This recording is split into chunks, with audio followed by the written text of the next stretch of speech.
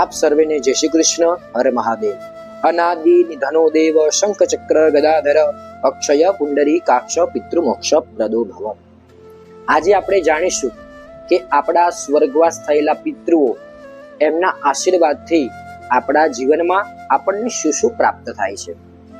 તો કહેવાય કે આપણા પિતૃઓના આશીર્વાદથી આપણને જીવનમાં મુખ્ય 3 પ્રકારના સકારની પ્રાપ્તિ થાય છે. તો કહેવાય કે સૌપ્રથમ સંતતિ. સંતતિ કહેતા આપણા ઘેર દીકરો, દીકરાના ઘેર દીકરો અને એના પણ દીકરાના ઘેર દીકરાની પ્રાપ્તિ આપણા પિતૃઓના આશીર્વાદથી જ થાય છે.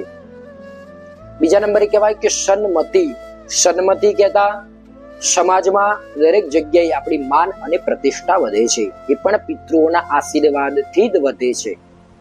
છેલ્લે એવું કહેવાય કે સંપત્તિ. સંપત્તિ કહેતા આપણા ઘરે ધન, પૈસા, લક્ષ્મી અને વૈભવની પ્રાપ્તિ પણ પિતૃઓના આશીર્વાદથી જ થાય છે. તો કહેવાય કે આપણે પિતૃઓને ખોબે ખોબે પાણી આપી અને જો તૃપ્ત કરીએ તો આપણા પિતૃઓ પણ આપણને ખોબે ને ખોબે જ આપણને આશીર્વાદ આપે છે.